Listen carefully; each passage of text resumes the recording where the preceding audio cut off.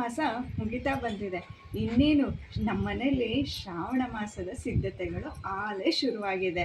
ನಮ್ಮ ಮನೆಯಲ್ಲಿ ನಡೆಯುವಂಥ ಹಬ್ಬಗಳು, ಪೂಜೆಗಳು ಮತ್ತು ಆಚರಣೆಗಳು ಹೇಗಿರುತ್ತೆ ಅಂತ ನಿಮ್ಮ ಜೊತೆ ನಾನು ಹಂಚ್ಕೊಳ್ತಾ ಇದ್ದೀನಿ. ಬನ್ನಿ, ಶ್ರಾವಣವನ್ನು ಸ್ವಾಗತಿಸೋಣ ನನ್ನ ಜೊತೆ ಸೇರಿ.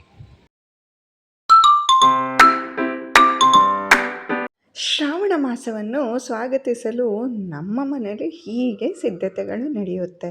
ಬರೀ ಮನೆಯ ಶುಚಿತ್ವದ ಕಡೆಗೆ ಅಲ್ಲ, ಮನಸ್ಸಿಗೂ ಕೂಡ ಸಿದ್ಧತೆ ನಡೆಯುತ್ತೆ.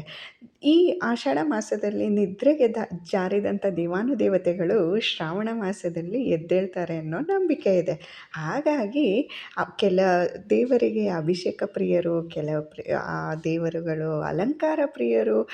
ಶ್ರಾವಣ ಮಾಸದಲ್ಲಿ ಪ್ರತಿಯೊಂದಿನೂ ಹಬ್ಬನೇ.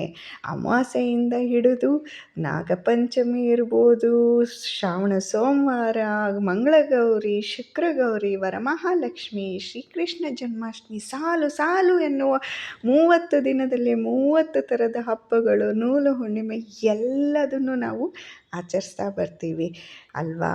ಹಾಗೆ ನಾವು ಬರೀ ಮನೆಯ ಶುಚಿತ್ವಕ್ಕಲ್ಲ, ನಮ್ಮ ಮನಸ್ಸಲ್ಲಿರುವಂಥ ಕಲ್ಮಶನೂ ತೆಗೆದುಹಾಕಿ ನಿಷ್ಕಲ್ಮಶವಾಗಿ ದೈವದಲ್ಲಿ ಲೀನವಾಗಬೇಕು ಅನ್ನೋದೇ ಈ ಶ್ರಾವಣ ಮಾಸದ ಹಿನ್ನೆಲೆ ಅಲ್ವಾ.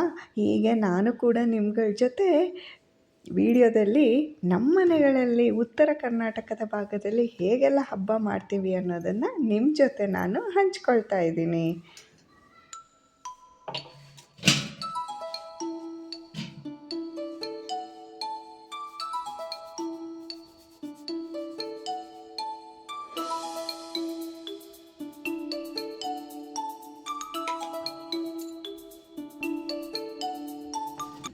ಮುಂದಿನ ವಿಡಿಯೋದಲ್ಲಿ ಶ್ರಾವಣದ ಮೊದಲ ಆಚರಣೆಯಿಂದ ಭೇಟಿಯಾಗೋಣ.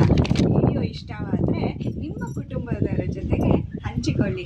ಹಾಗೆ ನನ್ನ ಚಾನಲ್ನ ಇನ್ನೂ ಸಬ್ಸ್ಕ್ರೈಬ್ ಮಾಡ್ಕೊಂಡಿಲ್ಲ ಅಂದರೆ ದಯವಿಟ್ಟು ಸಬ್ಸ್ಕ್ರೈಬ್ ಮಾಡ್ಕೊಳ್ಳಿ. ಧನ್ಯವಾದಗಳು.